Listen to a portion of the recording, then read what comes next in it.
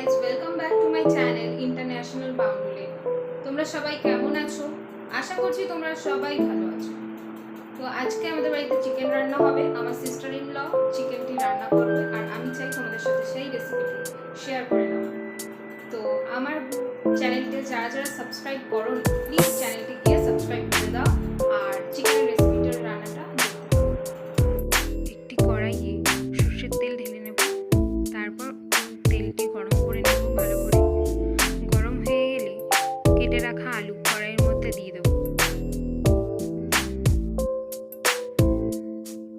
সব আলু দিয়ে দেওয়ার পর ভালো করে নেড়ে নেব, একটু তেলের সাথে ভালো করে মিক্সড করে নেব।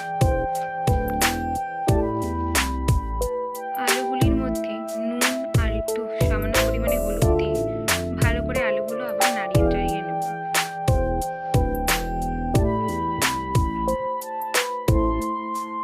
আলুগুলো ভালো করে নাড়াচাড়া দিয়ে নেব। আবার করে ভালো করে ভাজা হয়ে গেলে, হালকা ব্রাউন ব্রাউন কালার এসে গেলে তো আর তারপর আলুগুলোকে তুলে নেব।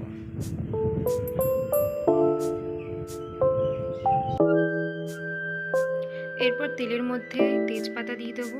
দুটো তিনটে তেজপাতা দেওয়ার পর তেজপাতাগুলো ভালো করে একটু ভেজে নেব হালকা হালকা করে। তারপর তার মধ্যে পেঁয়াজ কুচি দিয়ে দেবো।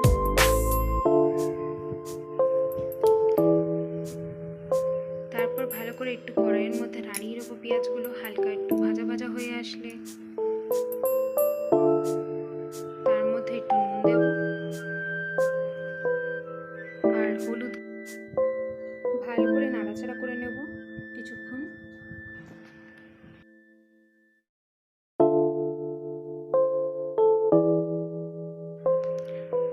এরপর পেঁয়াজগুলো ভালোভাবে ভাজা ভাজা হয়ে আসলে তারপর তার মধ্যে আদা রসুন আর লঙ্কার বাটা আগে থেকে বাটা ছিল সেটা দিয়ে দেবো পুরোটা। তারপর ভালো করে মিক্সড করে নেব।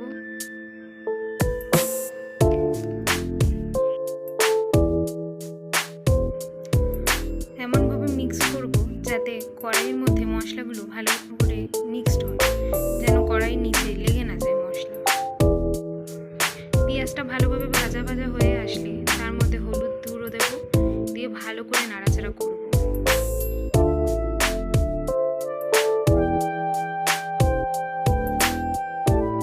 ভালোভাবে মিক্সড হয়ে যাওয়ার পর তারপর তার মধ্যে অল্প পরিমাণে লঙ্কার গুঁড়ো দেব, শুকনো লঙ্কা গুঁড়ো, আর তার সাথে দেব জিরে গুঁড়ো আর ধনে গুঁড়ো, আর অল্প পরিমাণে দেব কাশ্মীরি লঙ্কার গুঁড়ো।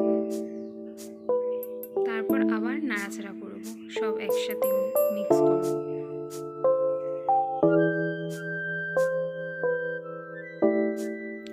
যেহেতু একটু ঝালটা বেশি রাখবো তার জন্য আর একটু লঙ্কার গুঁড়ো, শুকনো লঙ্কার গুঁড়ো অ্যাড করে নেব এবং তার মধ্যে মাংসর যে পিসগুলো ছিল সেগুলো সব ঢেলে দেব। ঢেলে দিয়ে ভালো করে নাড়াচাড়া করব। ভালোভাবে সব মাংসের গায়ে যেন মশলাগুলো লেগে যায় সেভাবে নাড়াচাড়া করতে হবে। সেভাবে এমনভাবে নাড়াচাড়া করব যেন মাংসর গায়ে সব মশলা লেগে যায়। ভালোভাবে মিক্স করে নেব।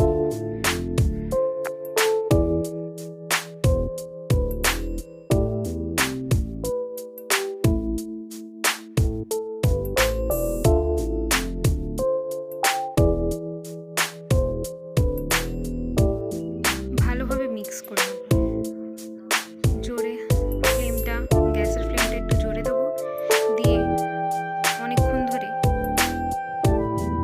তারপর আমরা একটা থালা দিয়ে মাংসটা চাপা দিয়ে দেবো যাতে ভালোভাবে সিদ্ধ হয়ে আসে। 5 মিনিট মতন ঢাকা দিয়ে রাখার পর সঙ্গে আপনি তুলে নেওয়ার পর আবার কিছুক্ষণ ধরে নাড়াচাড়া করবো মাংসগুলো ভালো করে। আবার গ্যাস দিয়ে আবার হাই ফ্লেমে দেবো, দিয়ে ভালো করে নাড়াচাড়া করে নেবো মাংসগুলো।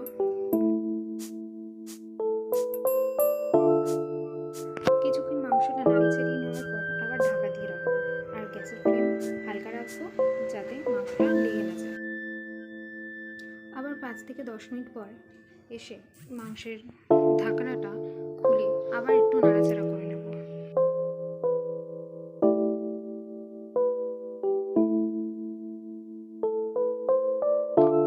ভালোভাবে মিশিয়ে নেব যাতে নিচে মাংসটা লেগে না যায়। তারপরে একটু পরিমাণে লঙ্কার গুঁড়ো দিয়ে দিলাম আর হালকা পরিমাণে নুন দিলাম।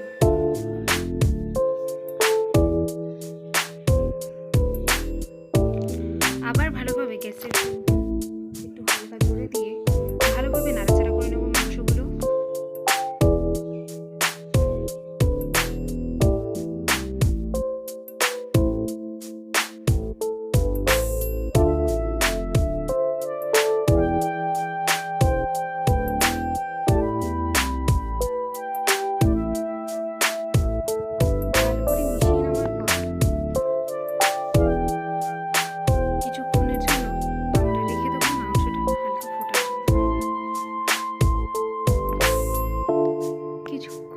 এসে পরিমাণ মতন জল নিয়ে মাংসের মধ্যে ঢেলে দেবো, দিয়ে ভালো করে আবার নাড়াচাড়া করে দেবো। একটু পরিমাণ মতো নুন দিয়ে দেবো, দিয়ে আবার নাড়াচাড়া করে দেবো ভালো করে। মাংসটা ভালোভাবে ফুটে উঠেছে, মাংস রান্না আমাদের কমপ্লিট। কেউ যদি এরকমভাবে মাংস রান্না করে থাকেন প্লিজ কমেন্টে জানিয়ে দেবেন। Thanks for watching all of you. Like, share, comment and subscribe this channel.